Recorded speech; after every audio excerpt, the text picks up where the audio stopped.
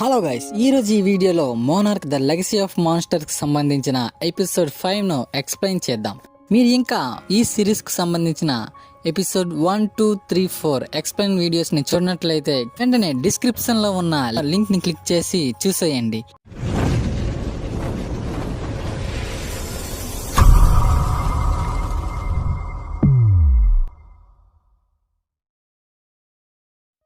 ఈ ఎపిసోడ్ పేరు the way out. ఈ ఎపిసోడ్ అలస్కాలోని మోనార్క్ కమాండ్ పోస్ట్ లో స్టార్ట్ అవుతుంది. అక్కడ కెంటారో, కేట్, మే అండ్ షాలను బంధిస్తారు. ఇంతలో మే దగ్గరికి జ్యూవెల్ వస్తుంది. మాన్స్టర్ అటాక్ సమయంలో పాడైపోయిన మే యొక్క ల్యాప్టాప్ ని చూపించి, దీని నుండి మనం ఎటువంటి డేటాను రికవర్ చేయలేము. సో ప్రతిసారి మేము ఒక కొత్త క్రియేచర్ ని కనిపెట్టినప్పుడు వాటిని ఎవరైతే కనిపెట్టారో వారి యొక్క నేమ్ తో వాటిని పిలుస్తాము. అదే విధంగా ఇప్పుడు మీరు కనిపెట్టిన క్రియేచర్ ని టైటానస్ మే హెవెట్టి ఆర్ లైరా మటేవో ఆర్ టకోమా ఫ్రమ్ వాషింగ్టన్ అని తన సిస్టర్ పేరు చెప్పి, నువ్వు మాకు హెల్ప్ చేయాలి, లేకపోతే నీ సిస్టర్ కి ప్రమాదం అని ఇండైరెక్ట్ గా చెప్పి తనను కమ్యూనికేట్ అయ్యేందుకు నంబర్ ని ఇచ్చి వెళ్ళిపోతుంది. తర్వాత జ్యువెల్ వెడ్డిగో దగ్గరికి వచ్చి ర్యాండా కిడ్స్ కి ఏమీ తెలియదు అని చెబుతుంది. ఇంతలో టిమ్ వాళ్ళు బిల్ ర్యాండా మరియు కేకో గ్రాండ్ కిడ్స్, వాళ్ళని మనం క్రిమినల్స్ లా ట్రీట్ చేస్తున్నాం, ఇది సరైన పద్ధతి కాదు అని చెబుతాడు. ఇంతలో వెడ్డిగో మే గురించి డీటెయిల్స్ అడుగుతుంది. ఆమె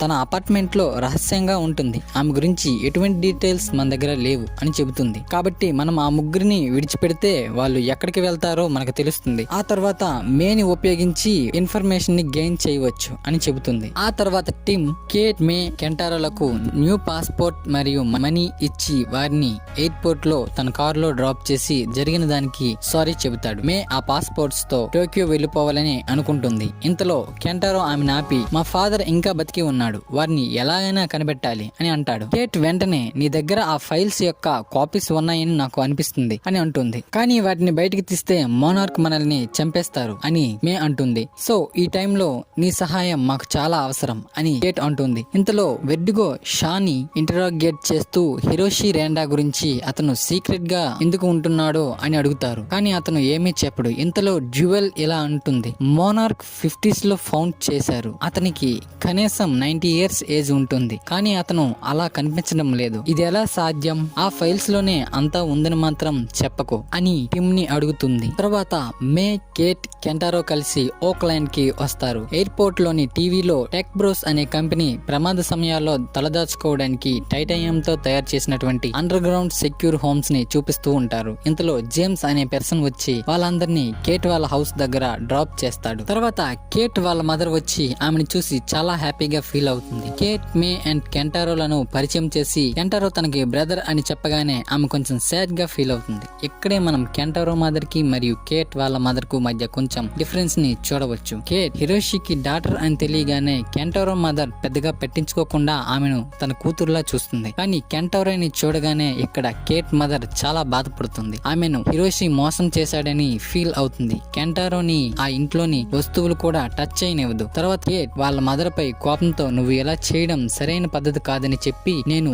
ఫాదర్ ఆఫీస్ కి వెళ్తాను, ఆయన అక్కడ కొన్నింటిని వెతకాలి అని చెబుతుంది. కానీ అక్కడ గార్డ్స్ ఉంటారు అని చెప్పి వాళ్ళందరినీ జేమ్స్ యొక్క వ్యాన్ లో సీక్రెట్ గా ఉంచి వాళ్ళని అక్కడ వరకు తీసుకువెళ్తారు. ఎందుకంటే అక్కడే ఇంతకు ముందు గాడ్జిల్లా మ్యూటోస్ తో ఫైట్ చేసింది, అందుకే దానిని పోలీసులు రెడ్ జోన్ గా పరిగణించారు. తర్వాత సీన్ వెడ్డిగో దగ్గరికి వస్తుంది. బిల్ ర్యాండా ఫైల్స్ లో అసలు ఏముందో చెప్పకపోతే నిన్ను నిర్దాక్షిణ్యంగా పాతేస్తాం అని షాని ఆమె బెదిరిస్తుంది. దాంతో అతను, ఎందుకు లేట్ చేస్తున్నారో పాతేయండి, ఎవరు అబద్ధాలో చెబుతున్నారో తెలుస్తుంది అంటూ సీసీ కెమెరా వైపు చూస్తూ, మోనార్క్ అనేది ఒక అబద్ధం, చాలా కాలంగా అబద్ధాలు చెబుతుంది అని అంటాడు. దాంతో మానిటర్ వైపు చూస్తున్న జ్యువెల్ కొంచెం అనుమానంగా చూస్తుంది. ఇంతలో సీన్ కేట్ దగ్గరికి వస్తుంది. వాళ్ళు అక్కడ వాళ్ళ ఫాదర్ యొక్క ఆఫీస్ ని వెతుకుతూ వెళ్తుంటారు. ఇంతలో కేట్ ఒక ప్లేస్ దగ్గర ఆగుతుంది. అది ఒకప్పుడు కాఫీ షాప్. ఇక్కడే మనకు కేట్ కి సంబంధించిన పాస్ట్ స్టోరీని చూపిస్తూ ఉంటారు. పాస్ట్ లో కేట్ కు ఒక గర్ల్ ఫ్రెండ్ ఉంటుంది. దీన్ని బట్టే తెలుస్తుంది కేట్ ఒక